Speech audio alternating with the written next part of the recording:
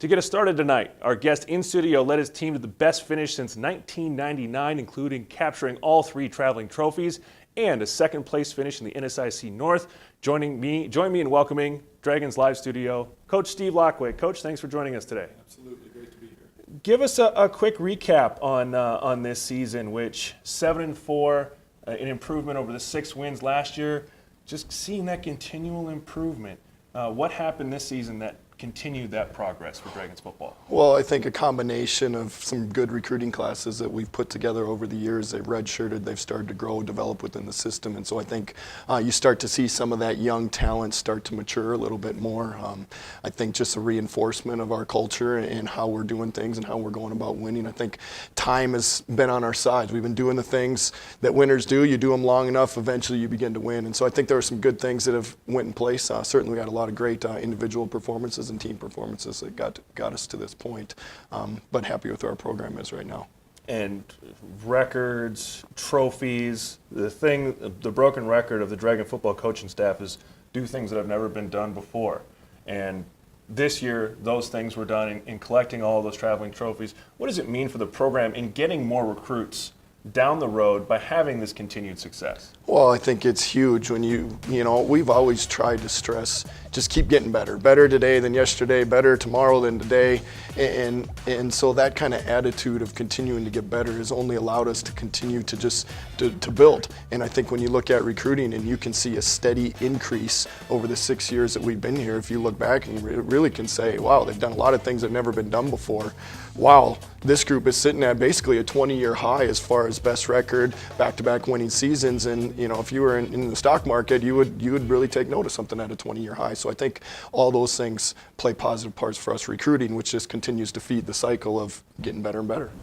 In your interview post-game of the Northern game, you mentioned the line being a huge part. We saw jaw-dropping offensive numbers in that game, but in our recruiting shows, we've talked about those recruiting classes coming in and really seen an emphasis on the line. Talk about those unsung heroes who have been solid for you, both offensive and defensively this year. Well, I think our offensive line, you know, with a couple of redshirt freshmen starting and playing the whole season, and Isaac Ripplinger and Nathan Belisle, you've got a redshirt sophomore in there with Andrew Erickson, and you just look at that group and go, wow, okay, there's some positive things coming into the future. You go on the flip side in the D-line, and you got guys like Jake Bussey and Ryan Dowling that played great football, but we know that to get deep into the playoffs, to get yourself to a conference championship, the guys in the trenches have to play at a high level, and they've got to be big guys, they've got to be athletic, they've got to be tough, they've got to be strong and fast. And so that's been an area of focus in our recruiting and continue to be an area because that is something that's at the core of being able to win championships.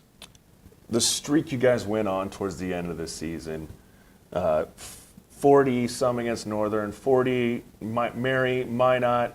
You had 4 games in a row with 40-plus points, the first time that's ever happened in Dragon football history. What makes this Dragon offense click so well?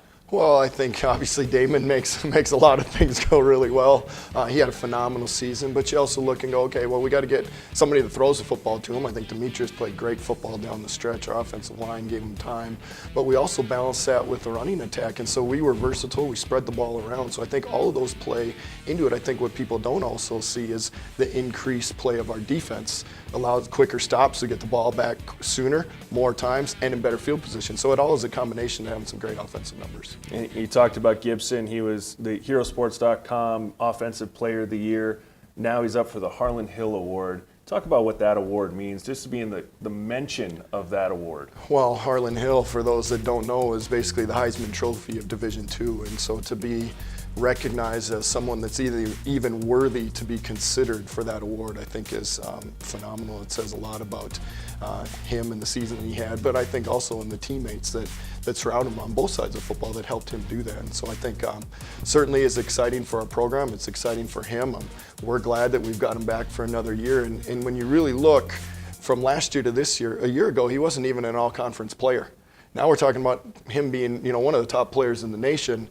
What can he do with another year to improve? And so I think that'll be fun. I mean, people need to recognize he's only been a wide receiver for 3 years. Right. So his upside's still huge, and hopefully we continue to grow and see another breakout season on top of this one a year from now. And we've got a lot of seniors recognized: Corey, Ryan, Aaron, Dylan, Jack, Nick, Daniel, the two Jakes, Analak and Hodge, Jeremiah, Jimmy, Zach, and Lane. What has this group meant to Dragon football? Well, it's more than words can say. These guys came to a football program that wasn't very good at the time, but they came with the same dream that we had, the same resolve and resiliency to stay the course and move the program to higher heights than it ever has been. And this group came in and they pushed it to a 20-year high. And so I think that takes a special person, takes a special character and resolve that not a lot of people have. And so I think we'll always be indebted to them as a program, because it did start pushing us into that winning cycle, and winning and losing are both vicious cycles, and I think we've gotten ourselves into the winning side of the cycle. Last question real quick before we let you go.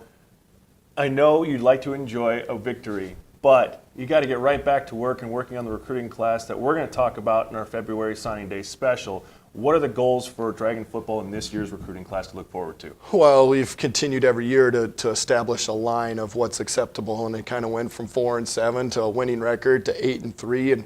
And we have to find guys that fit who we are, that can get us to the next level, win championships, and get ourselves into the playoffs. And so that'll be an area of focus for sure. We look at the depth defensively; it's got to continue to grow. I think on the back end, just with some graduation, some position moves, corners and free safeties, we definitely got to do a good job there. We got to look into the future on some other positions and make sure that we do that. And we got to fill our fullback role, which has kind of evolved through the season. And so that's not been a need area in the past. It is this year.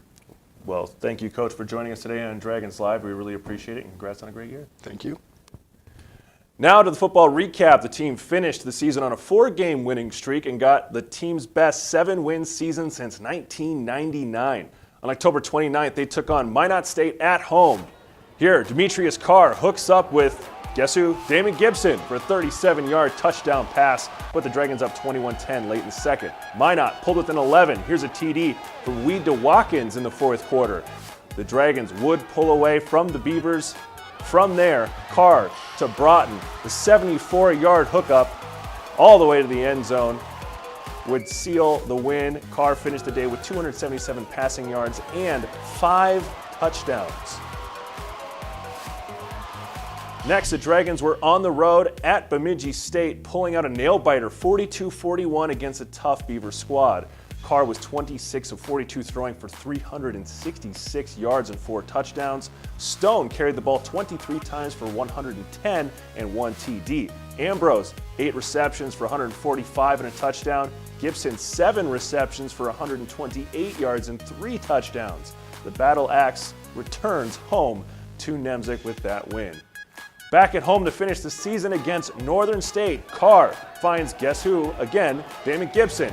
57-yard touchdown puts the Dragons up 6-0. The Wolves took the lead on a 6-yard touchdown run as Kelly dives for the pylon. Wolves hanging in there. Zach Sweep would get a couple short-yard touchdowns to put the Dragons up for good. Carr's career day would continue with this 51-yard touchdown pass to Corey Ambrose. Really wide open there. Carr finished with 507 yards and 5 touchdowns.